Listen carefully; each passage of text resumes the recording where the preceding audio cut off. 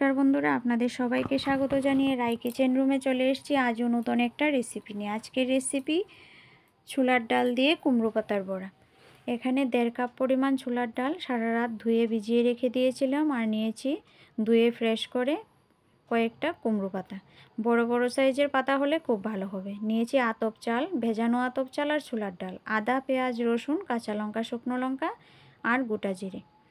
একটা মিক্সিং জারে চাল, ডাল আর সবকটা মশলা উপকরণ মিশিয়ে পেস্ট করে নেব অল্প জল দিয়ে। পেস্ট করার সময় অবশ্যই মাথায় থাকতে হবে যেন পেস্ট পাতলা না হয়ে যায়। এদিকে পেস্টটা হয়ে গেছে, এবার নামিয়ে নেব। আর এই পেস্টের মধ্যে দিয়ে দিচ্ছি হলুদ গুঁড়ো, কাশ্মীরি লঙ্কা গুঁড়ো আর নুন। সবকটা উপকরণ মিশিয়ে ভালো করে মিশিয়ে নেব। এই যে সবকটা উপকরণকে ভালো করে মিশিয়ে নিয়েছি। এবার এটাকে একটা সাইডে রেখে দিয়ে আমি যে পাতাগুলি রেখেছিলাম ধুয়ে, এগুলিকে নিয়ে আসছি। এবার পাতাগুলিকে দেখুন, বাইরের দিক থেকে যে শিরগুলি থাকে আমি একটা ছুরির সাহায্যে শিরগুলোকে ফেলে দিয়েছি চেষে চেষে। তারপর এক একটা পাতা একটা পাত্রের উপর রেখে পাতার গায়ে ডাল বাটাটা লাগিয়ে দিচ্ছি। একটা একটা পাতা বিছিয়ে এর গায়ে ডাল বাটা লাগিয়ে তারপর এর উপর আরেকটা পাতা বিছিয়ে তার উপরও ডাল বাটা লাগিয়ে তার উপর আরেকটা পাতা বিছিয়ে এভাবে একের পর এক সবকটা পাতাতে ডাল বাটা লাগিয়ে নিলাম। আমার মোটামুটি সবকটা পাতাতেই ডালের পেস্ট লাগানো হয়ে গেছে। এবার পাতাগুলোকে মুড়ে নেব। পাতাগুলোকে খুব শক্তভাবে রোল করতে হবে, খুব টাইট করে, যাতে লুজ না হয়ে যায়।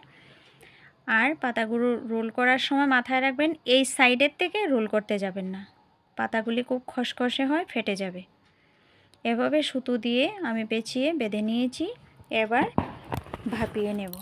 আমি এদিকে উনুনে একটা কড়া বসিয়ে জল গরম করতে বসিয়ে দিয়েছি, দিয়ে দিয়েছি একটা স্ট্যান্ড। এবার আমি একটা ঝাড়বাটি স্ট্যান্ডের উপর বসিয়ে দিয়েছি। আমার জলটা যখন জাল হচ্ছিল তখন বাটির ভেতরে জলটা চলে আসছিল, তাই আমি কটা বাঁশের চটি বাটির মধ্যে দিয়ে আবার পাতাগুলিকে এভাবে উপরে উঠিয়ে দিয়েছিলাম। এবার ভাপিয়ে নিয়েছি, ঠান্ডা করে পিস পিস করে কেটে নেব। এই যে এরকম সাইজে পিস পিস করে কেটে নিয়েছি। এবার হালকা লো আঁচে রেখে হালকা গরম তেলে ভেজে নিচ্ছি। কিছুক্ষণ সময় নিয়ে ভাজতে হবে অবশ্যই, লাল লাল করে। তারপর ডাল বা যে কোনো কিছুর সঙ্গেই খেতে পারেন। আর এই রেসিপিটা খেতেও খুব ভালো লাগে। তাহলে আজকের রেসিপিটা কেমন লাগলো কমেন্ট করে জানাবেন। ধন্যবাদ।